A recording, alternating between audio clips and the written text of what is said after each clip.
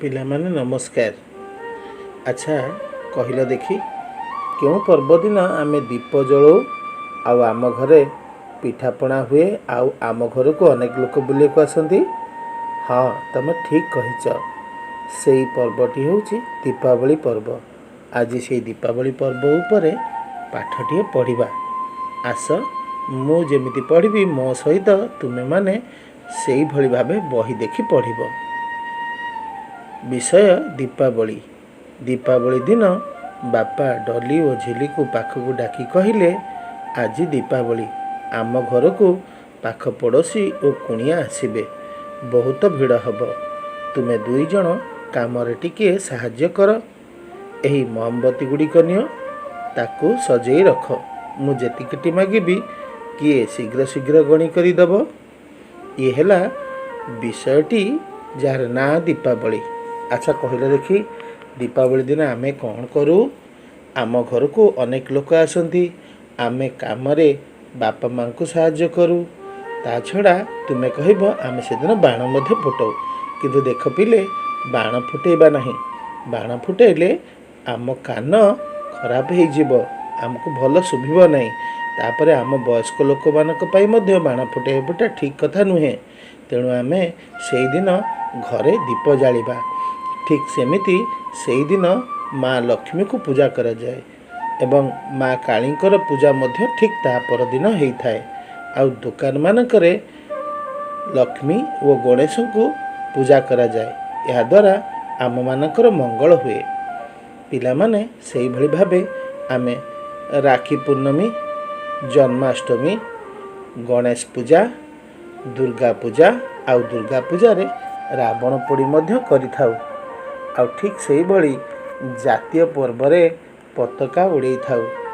August 15 ଓ ଜାନୁଆରୀ 26ରେ ଦିଲ୍ଲୀର ଲାଲକିଲ୍ଲାଠାରେ ଆମ ପ୍ରଧାନମନ୍ତ୍ରୀ ନରେନ୍ଦ୍ର ମୋଦି ଜାତି ଉଦ୍ଦେଶ୍ୟରେ ଭାଷଣ ଦିଅନ୍ତି ଓ ଜାତୀୟ ପତାକା ଉଡ଼େଇଥାନ୍ତି।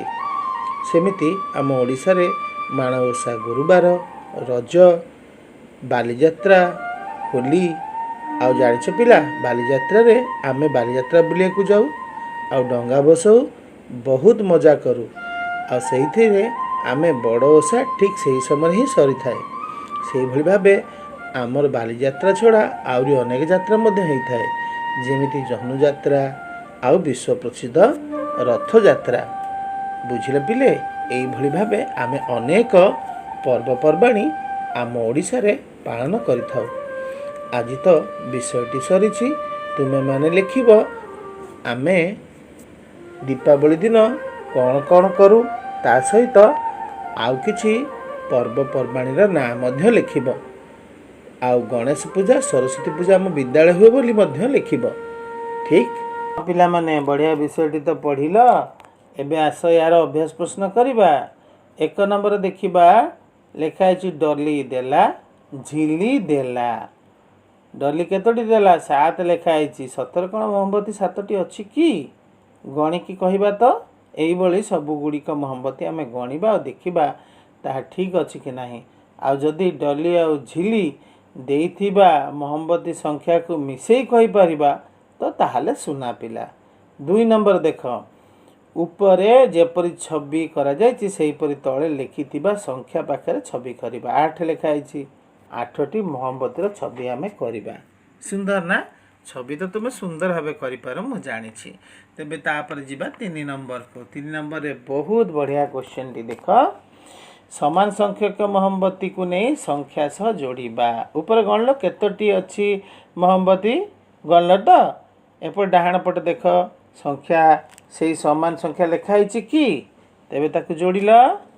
ଏଇଭଳି ଭାବେ ଯୋଡ଼ିବ। ସବୁଗୁଡ଼ିକ ଗଣିବ ଏବଂ ଯୋଡ଼ିବ।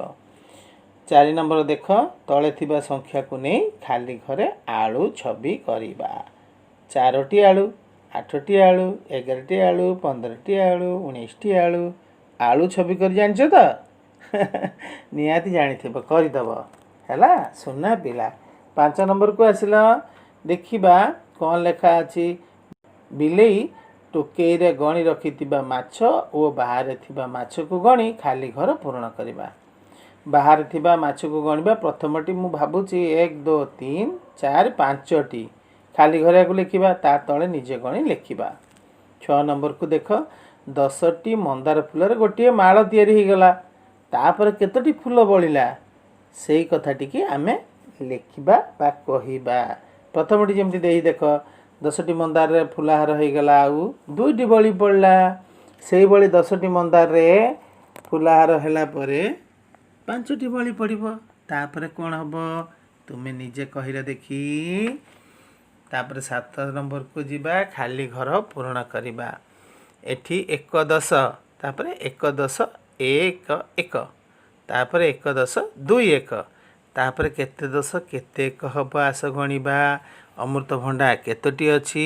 1 2 3 4 5 6 7 8 9 10 11 12 13ଟି ଅଛି। 13 ହେଲା କେତେ 10? 1 10 କେତେ 1? 3 1 ସୁନା ପିଲା। ସେଇଭଳି ସବୁଗୁଡ଼ିକ କରିବା। ଏବେ 8 ନମ୍ବରକୁ ଯିବା। ପ୍ରଶ୍ନ ରହିଛି, କରେ ଦୀପାବଳିରେ ଆମେ କ'ଣ ସବୁ କରୁ, କେଉଁମାନେ ଆମ ଘରକୁ ଆସନ୍ତି? ତୁମେ ତ ଜାଣିଛ ଦୀପାବଳିରେ ତୁମେ ସବୁ କ'ଣ କର, ତାକୁ ଲେଖିବ, ଆଉ କେଉଁମାନେ ଆମ ଘରକୁ ଆସନ୍ତି ତାହା ମଧ୍ୟ ଲେଖିବ। 8 ନମ୍ବର ଖର ଅଛି, ତୁମ ଅଞ୍ଚଳରେ କେଉଁ ସବୁ ପର୍ବ ପାଳନ କରାଯାଏ ତାହା କହିବା। ତାହା ତୁମେ ତ ଜାଣିଛ, ଭଲ ଭାବେ ନିହାତି କହିପାରିବ, କାରଣ ତୁମେ ଭିଡ଼ିଓଟିକୁ ବାରମ୍ବାର ଦେଖିଛ ଆଉ ସବୁ କଥା ତୁମର ମନେ ମଧ୍ୟ ଅଛି। 9 ନମ୍ବରରେ ଲେଖା ହେଇଛି, କରେ ଆକାର ଲଗାଇ ଖାଲି ଘର ପୂରଣ କରାଯାଏ। ଯେପରି ଖ ଆକାର ଯୋଡ଼ିଲ ଖାତା, ପର ଆକାର ଯୋଡ଼ିଲେ କ'ଣ ହେବ? ପାରା। ତାପରେ ବପା ଆଉ ମତ କ'ଣ ହେବ? ତୁମେ ଖାଲି ଘରେ ଲେଖିବ। ସେଇଭଳି 9 ନମ୍ବର ଖରେ ଅଛି, ଯେଉଁ ଗୀତଟି ତାକୁ ନିଜେ ପଢ଼ିବା ଆଉ ମନେ ରଖିବା। 10 ନମ୍ବର ଦେଖ, ସୁନ୍ଦର ପ୍ରଶ୍ନଟି ଅଛି, ଯେପରି 7 ଓ 1 ମିଶିଲେ ମଝି ଘରେ 8 ହେଇଛି, ସେହିପରି ସବୁ ଖାଲି ଘରକୁ ପୂରଣ କରିବା। ହଉ ଦେଖ, ମୁଁ ଗୋଟେ ତୁମକୁ ବତେଇ ଦେଉଛି। ଏଠି ଲେଖା ହେଇଛି 8, ସେଠି ଲେଖା ହେଇଛି 5। ଉପରେ କ'ଣ ମିଶିଲେ 5 ସହିତ 8 ହେବ କହିଲ? କେଉଁ ସଂଖ୍ୟାଟି ମିଶିଲେ? 3 ମିଶିଲେ 8 ହେବ। ସେଇଭଳି ଏପଟ ଘରେ କ'ଣ ହେବ? କରିବ। ଏବେ ଆମର ବିଷୟ ଅଭ୍ୟାସ ପ୍ରଶ୍ନ ସବୁଗୁଡ଼ିକ ସରିଯାଇଛି। ଆଶା ତୁମେମାନେ ଏହାକୁ ବାରମ୍ବାର ଦେଖି ଏ ଭିଡ଼ିଓଟିକୁ ଏହାକୁ ଅଭ୍ୟାସ କରିବ ଆଉ ସୁନା ପିଲା ହେବ, ଜୀବନରେ ବହୁତ ଉନ୍ନତି କରିବ। ଆଜି ପାଇଁ ଶ୍ରେଣୀ ସାରୁଛି, ରହିଲି, ନମସ୍କାର।